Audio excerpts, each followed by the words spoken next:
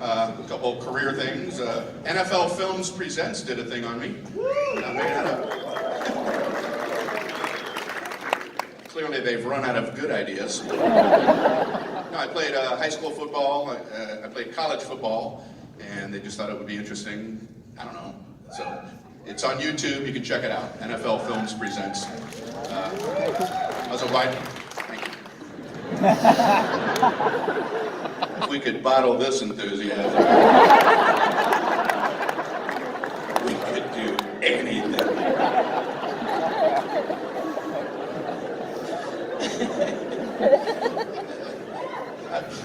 I played college football. I was a wide receiver. I was all right. I could find a little hole and catch the ball. As soon as I caught the ball, play was over as far as I was concerned. I'm available to be tackled. Gather around, everyone. I have the football. I couldn't block at all. If they ever called an end run to my side, as we broke the huddle, I would grab the running back and say, I'm going to apologize in advance. It's going to be ugly when you get out there. This was my blocking technique. Here, let me get out of your way. Here he comes. So now I play fantasy football. You pick NFL players, you get points based on how well they do. But you need to make sure they're playing. Didn't know that for half a season. So you're supposed to check the NFL injury report. If you're not familiar with the NFL injury report, it is the most amazingly comprehensive medical document in the history of modern medicine. They have everything in there, from a player's name to a body part. In fact, that is all they have. Player's name, body part, end of report. How would you like if you got a diagnosis like that? You're in the examination room, you're nervous, team of doctors walks in. Thank you for waiting for us. I wanted these doctors to weigh in on what I had hypothesized. You did the EKG, you gave blood and urine, and it's because I wanted the appropriate doctors to weigh in to see if there was a consensus. We had a medical roundtable where we discussed your case. I'm just going to tell you the way it is. You have what we in the medical community describe as knee.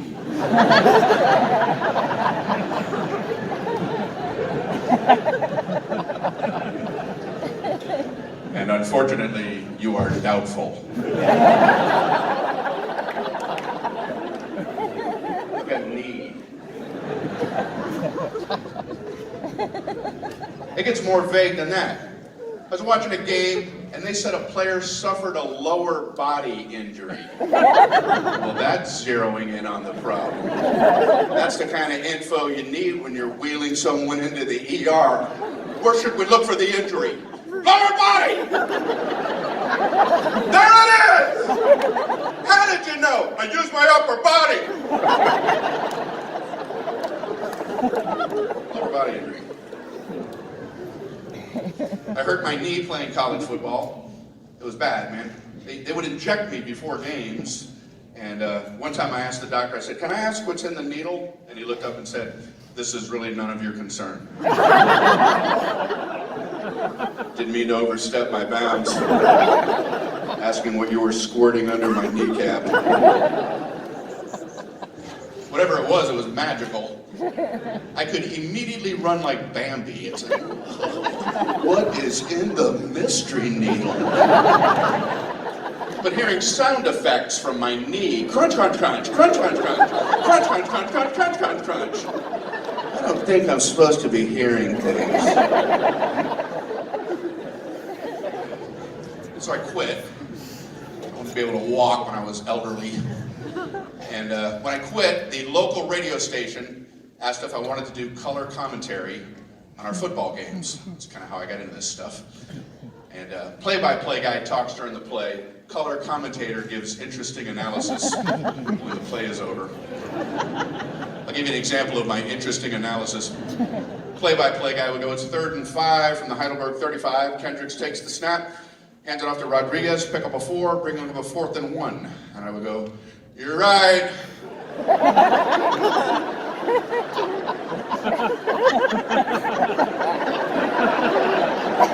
left no meat on that bone. Gobbled up all the scenery, man. I don't know what to say. I would just use what he said as a cheat sheet, try to rearrange it a little bit. You're right, it was a 3rd and 5 from the Heidelberg 35. And like you say, Kendricks did take the snap and hand it off to Rodriguez. And as you pointed out, it was a pickup of 4. And I agree, it brings up a 4th and 1. You look at me like, did we hire an echo? I think they gotta stop giving these NFL football announcers these plugs that they have to make for shows that have nothing to do with football. It's like a square peg trying to get jammed into a round hole, you know. All right, we got 1 second left in the game. It's a 1-point game. Ball is on the 1-yard line. What better time than to tell you about the new Love Boat?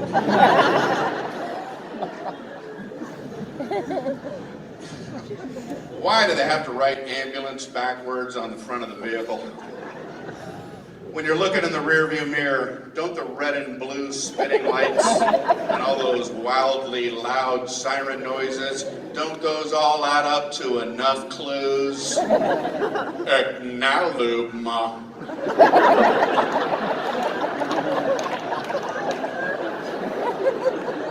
I'm gonna pull over for no acknowledgement.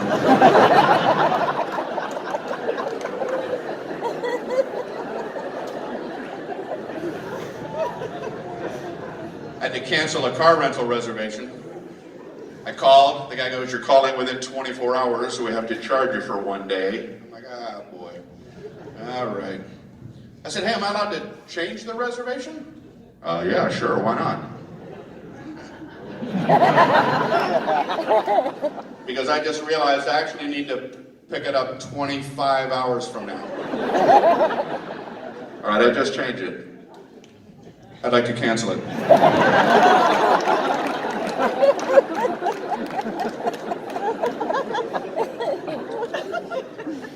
Do a lot of traveling. I think it's kind of lame when a city calls itself a gateway. What is that all about? If the only thing you have going for yourself is that you happen to be on the way to someplace nicer, should you really be touting that? Welcome to Crudville, gateway to Happy Town. Shall we stop or step on the gas?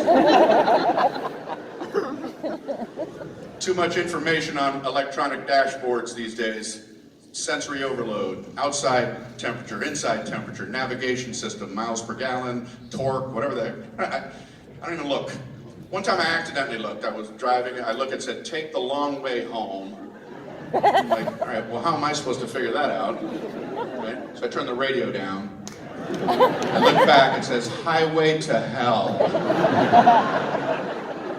This is how you reroute me?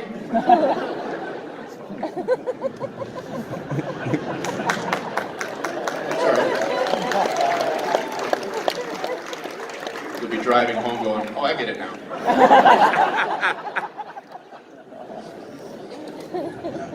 I travel a lot, man. I have Delta's pre-boarding announcements memorized. Everything they say in their pre-boarding announcements accomplishes the exact opposite. Whatever conference room they came up with that nonsense, none of those people have ever been to a gate to watch everything backfire. None of it works. Ladies and gentlemen, we're going to start our boarding process in about 20 minutes. So we're going to ask everyone to please remain seated. We better stand up. We better stand up. I don't know why they're saying that, but everybody stand up. Everybody stand up. And let's all walk to one spot from opposite directions. Everybody, let's all walk to one spot from opposite directions. If you sit down, you're a fool. Okay, we're actually going to start our boarding process. So we're going to ask everyone to please stay clear of the boarding lanes. We better muscle up to these boarding lanes. They ain't saying that for nothing. Push and shove, everyone. Push and shove. Push, shove, squish, and squeeze. Let's get all of humanity through one little plain door hole in one fell swoop. We can do it. Push and shove and squish and squeeze! You must love to travel. Here's a little tip for people who like to board planes while wearing backpacks. Little travel tip, your backpacks are hitting people in the face. I know, how would you possibly know? No.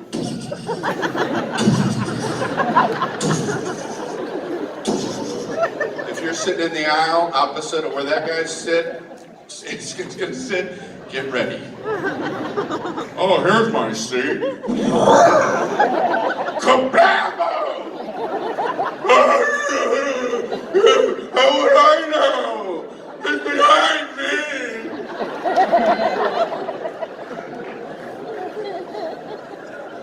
Yeah. You know when you sit in the emergency exit row seat and you agree to save everyone? How come when the flight is over, no one thanks you? It's pretty amazing what you might have done. You'd think someone would take note of it on the way out, maybe a little pat on the back. Hey, I heard what went down before takeoff. Unbelievable. The fact that you were willing to put your life on the line to save me, my family, and all the other souls on this plane is one of the greatest gifts a human can offer to another. Thank you from the bottom of my heart. Nothing. Just a backpack at the back of the head. I was an almost responder. You know when the plane backs away from the gate? Just once, I want the pilot to pop open the door and say, hey, put your heads down, I'm backing up. Everybody, get your heads down, trying to back up here. And you guys have been delightful. Thank you all very much for being here tonight. I appreciate it very much. All the best.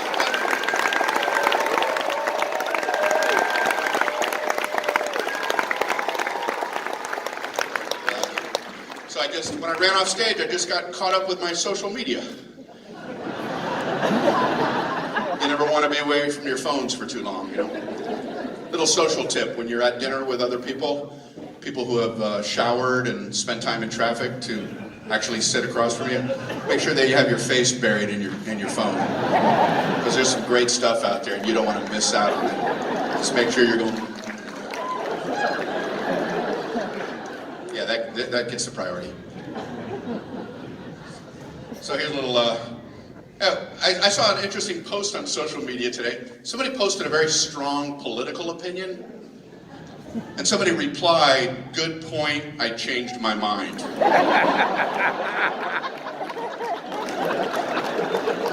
No, I'm sorry, I saw a unicorn. I saw a purple, glittery, flying unicorn.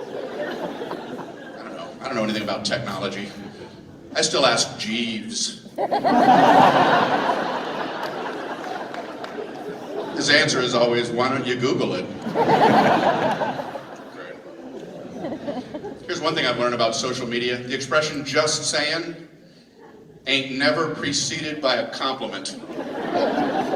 And if something starts with not gonna lie, buckle up.